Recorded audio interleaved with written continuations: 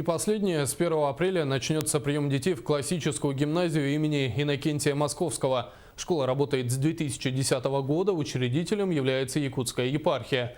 Сейчас в школе учатся более 60 детей. О том, как работает гимназия, рассказывает Анна Саркомова.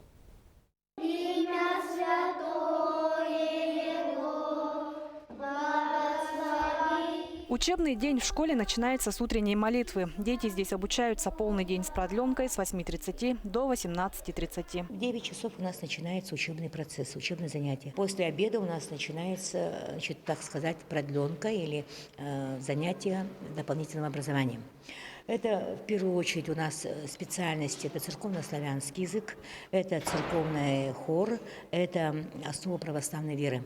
Обучение в школе стоит 7000 рублей в месяц. В эту сумму входят трехразовое питание, учебные материалы, форма и вторая половина дня. Кроме стандартной программы, дети учат предметы, посвященные православию. Когда дети приходят, им более понятны такие термины, как добро и зло. Естественно, начинает возникать, откуда все произошло, почему зло есть, почему есть добро, откуда люди произошли, откуда произошли окружающий мир. Вот, на них такие вопросы. А уже в 4 классе дети более осознанно говорят уже, как справиться со своими проблемами, именно с страстями. Школьники вовлечены в повседневную жизнь учреждения. Поют в хоре, помогают в алтаре, исповедуются и причащаются. Так дети учатся общаться с Богом, быть благочестивыми, стойкими к трудностям, учатся дружить и уважать друг друга, решать конфликты мирным путем. Мне нравится больше всего предмет ИЗО и физра. Из православных церковный язык и основа православной веры. Я верю в Бога, потому что